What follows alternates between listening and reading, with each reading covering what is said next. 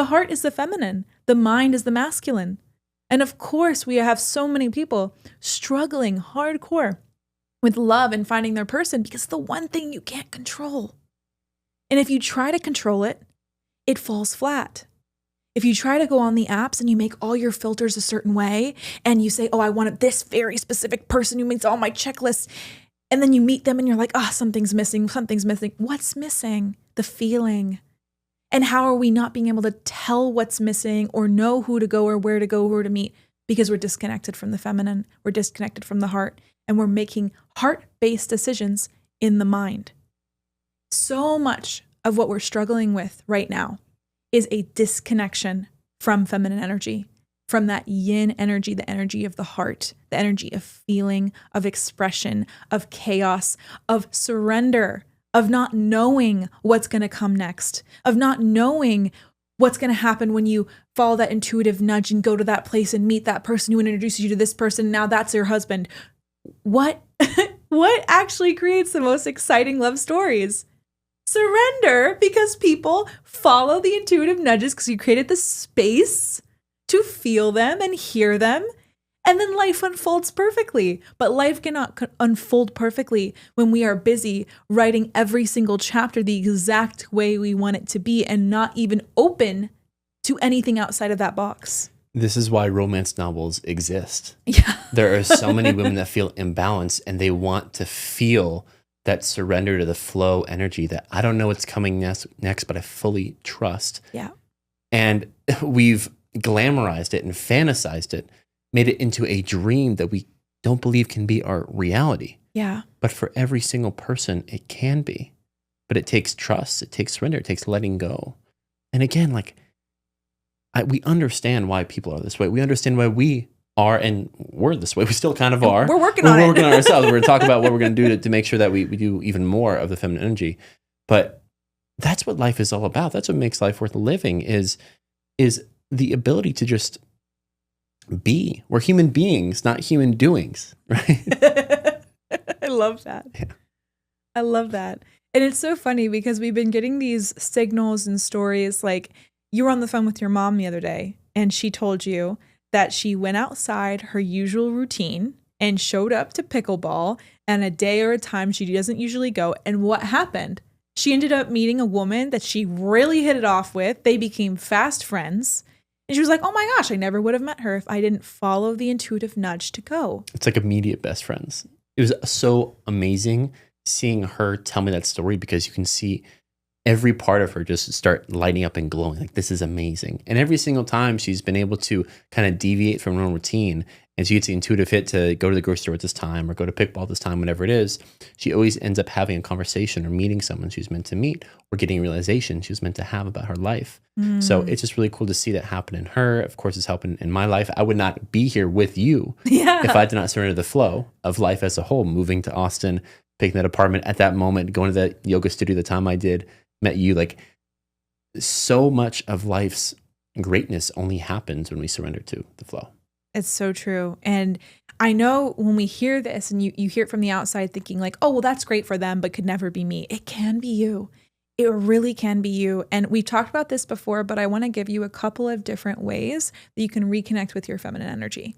One really easy way is to create more silence in your day. This can be as simple as showering with no music, podcast, or anything to consume on. And this is something that I still practice to this day because I'm a learner. I like to listen to podcasts. I'm in a mastermind right now and there's so much content that I can consume. And I get excited about this because I love to learn. And it's coming from a lit up place. I'm not doing it to distract myself. I'm doing it because I really love it. But even I have to check myself and say, what is my intention?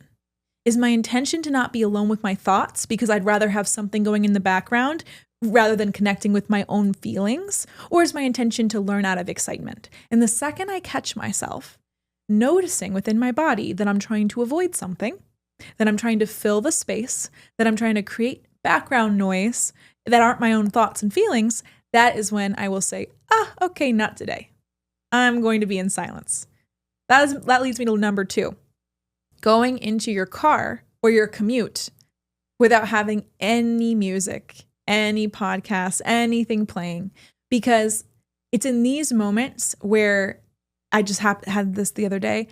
You're driving down the street, you put on a song, you're about 10 seconds into it, and you're like, I just kind of want to sit here in silence instead. And it's in that moment you get the biggest breakthrough.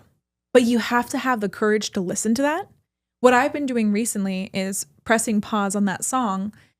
And it's happened like 5 times the last 2 weeks. And speaking out loud.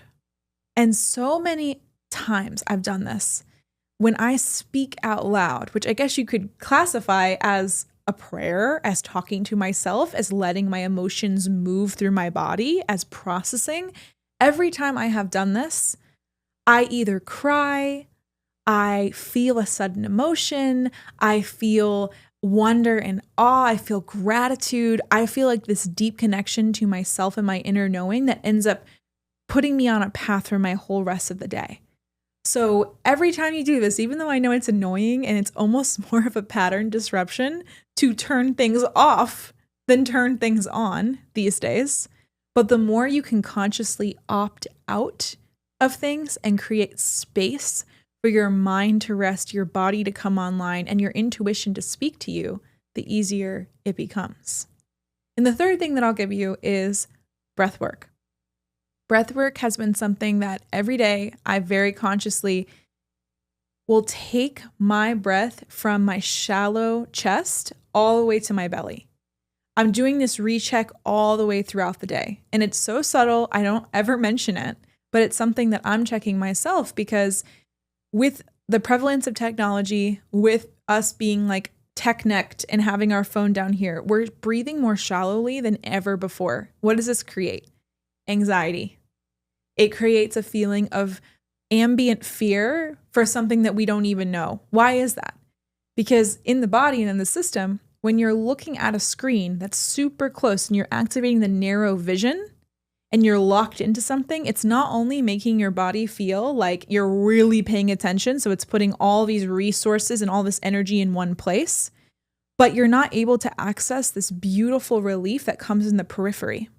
In the peripheral vision of just looking up, looking at the entire room around you, paying attention to the sensations and feelings, and taking a deep breath. So with the prevalence of cell phones and all the tech that we have, laptops, we are engaged in narrow vision more than ever before. So the more we can consciously say, I'm going to put the phone down and I'm going to pay attention to where my breath is reaching. Is my breath staying in my chest or is it reaching my belly? And how can I make that subtle correction? I'm doing that all day long, but it takes practice. This isn't just something that you like hear me say this and you're like, oh, okay, I'm going to do that from now on. You have to just remember this. Bring yourself back to the breath. Notice where your breath is coming in. Is it stopping here? Is it reaching the belly? Really bring this. Experiment with it the next week, and you will notice a huge difference in your baseline level of fear or anxiety.